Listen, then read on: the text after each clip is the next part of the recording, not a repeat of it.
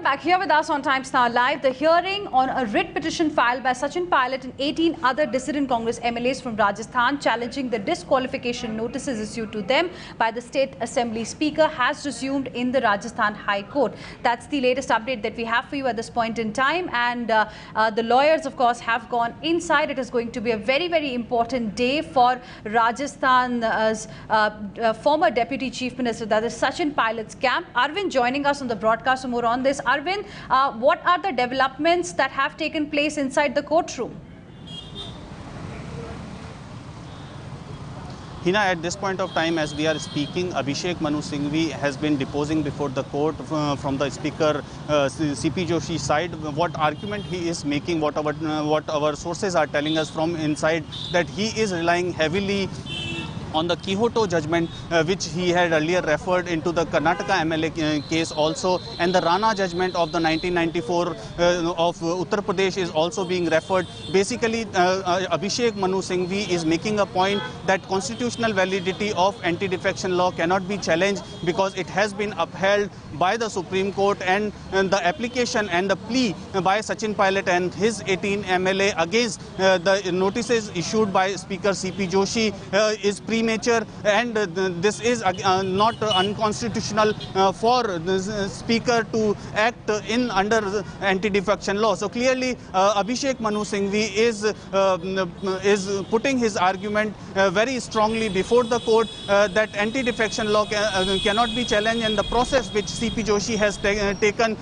it cannot be declared unconstitutional because Sachin Pilot camp has challenged the process of the notice which has been issued to him and his 18 MLA. So clearly these kind of argument would be put forward before the court, but we would have to wait and watch what High Court of Rajasthan divisional bench say in the end, because what we've been told by our sources that Speaker's side is not putting any written reply to this case, but they are just arguing the case, and that is why we can expect an order by 1 p.m. But it is all up to the court that when an oral or a written order would come. But the argument is continues, and it may, what our sources tells us, that it may continue for next 1 hour. Okay. So for the next 1 hour, arguments to continue in the courtroom in Rajasthan High Court. Samia and Prashant also live with us right now. Prashant, we are being told that Abhishek Manu Singhvi is referring to the 1992 Quixote judgment.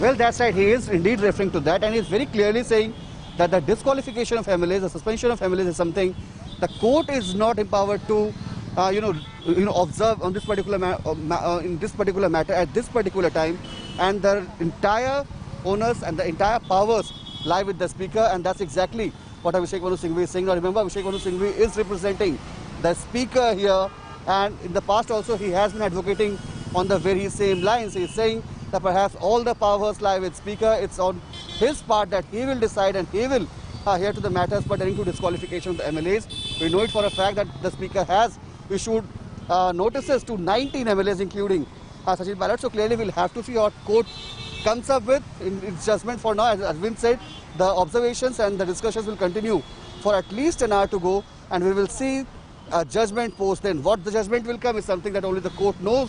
For now, we'll have to wait for that. But for now, fierce arguments are being made by both the sides. At this particular moment, Abhishek Manu Singhvi is speaking. Right, stay on with us, Prashant. Let me go across to my colleague Samia as well. Samia, even though the developments are taking place inside the Rajasthan High Court right now, the decision expected around 1 o'clock, where is Sachin Pilot? We know that he hasn't really snapped all ties with the Congress party. He has been having conversations with Priyanka Gandhi Vadra. Well, Hina, Sachin Pilot has put out certain solitary tweets that are completely not in relation to the present Rajasthan government crisis that is happening at his state. He is deliberately trying to be objective and not reacting, and he hasn't really stepped out to make any public addresses so far. But as far as engagements with the Congress leadership is concerned, that has been brought to a standstill now ever since Sachin Pilot moved court.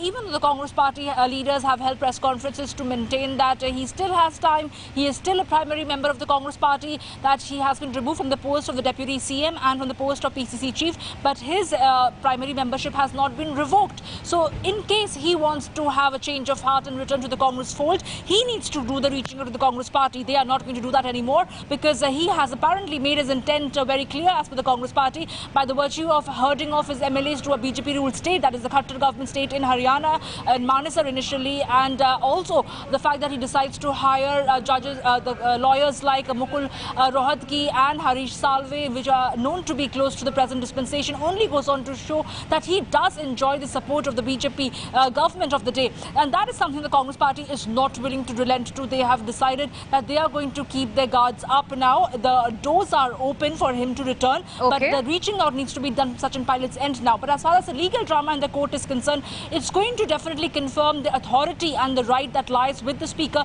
to issue show cause notices, and also the fact that whether at all a whip is applicable in the premises other than the assembly or not. So it's going to be very interesting to see which way the judgment swings, whether it's going to be swinging in favour of the Gehlot government or Sachin Pilot, which will then decide the course of a flow test. Right. Stay on with us, Samia. In fact, there is a high drama clearly that is also going on outside the Rajasthan High Court. My colleague Arvind joining us for more on that. Arvind, we are getting live visuals from outside the Rajasthan High Court where the protest, the dharna is taking place.